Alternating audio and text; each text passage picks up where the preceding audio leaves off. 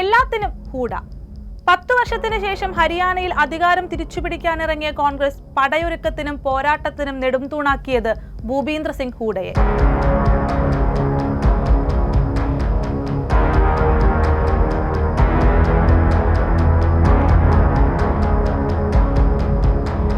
രണ്ട് ടേം ഭരിച്ച BJP സർക്കാരിനെതിരായ ഭരണപക്ഷ വികാരത്തിനൊപ്പം ജാട്ട്, ന്യൂനപക്ഷ, ദളിത് വോട്ടുകളും സ്വന്തം പെട്ടിയിൽ വീഴ്ത്താനായാൽ അധികാരത്തിലെത്താമെന്നായിരുന്നു കണക്കുകൂട്ടൽ.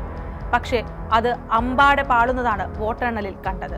ഹൂഡയെ മുൻനിർത്തി കോൺഗ്രസ് ഒരുക്കിയ തന്ത്രമായിരുന്നു ആദ്യ പാളിച്ച.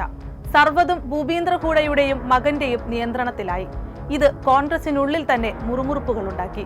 ദളിത് നേതാവായ കുമാരി സെൽജയുമായുള്ള പോരും വലിയ ചർച്ചയായി. ജയിച്ചാൽ ആരാകും മുഖ്യമന്ത്രി എന്ന തർക്കം പോലും പ്രചാരണത്തെ പ്രതികൂലമായി ബാധിച്ചു. ജാട്ട്, ന്യൂനപക്ഷ വോട്ടുകൾ പെട്ടിയിലാക്കിയാൽ വിജയം നുണയാമെന്ന കോൺഗ്രസ് തന്ത്രത്തെ BJP അതിസമർത്ഥമായി മറികടന്നു. സംസ്ഥാനത്തെ 28% വരുന്ന ജാട്ട് വോട്ടുകളിൽ അമിതമായി ശ്രദ്ധ കേന്ദ്രീകരിച്ച കോൺഗ്രസ് പക്ഷേ ജാട്ടുകളെ എതിർത്തിരുന്ന OBC വോട്ടുകളെ അപ്പാടെ അവഗണിച്ചു.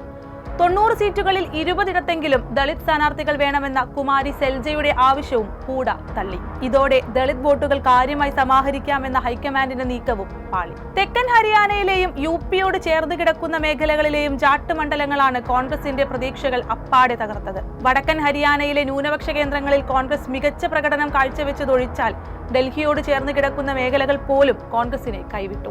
ഗുരുഗ്രാമും ഫരീദാബാദും ഉൾപ്പെടുന്ന അർബൻ ഹരിയാനയിൽ സീറ്റ് നേടാമെന്ന വിശ്വാസത്തോടെയാണ് രാഹുൽ ഗാന്ധി AAPയെ സഖ്യത്തിൽ ഉൾപ്പെടുത്താമെന്ന ആവശ്യം മുന്നോട്ട് വച്ചത്. എന്നാൽ ഹൂഡയുടെ വാശിക്ക് മുൻപിൽ അതും കോൺഗ്രസിന് ഉപേക്ഷിക്കേണ്ടി വന്നു. ലോക്സഭാ തിരഞ്ഞെടുപ്പിന് ശേഷം ആലസ്യത്തിലായിരുന്നു കോൺഗ്രസ് നേതൃത്വം.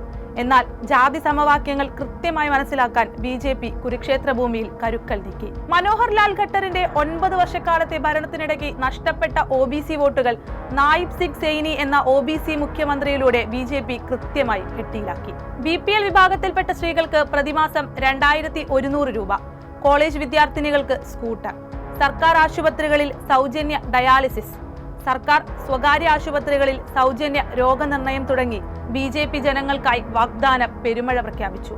അങ്ങനെ എക്സിറ്റ് പോളുകളെ പോലും ഞെട്ടിച്ച് BJP ഹരിയാനയിൽ ഹാട്രിക് അടിച്ചു.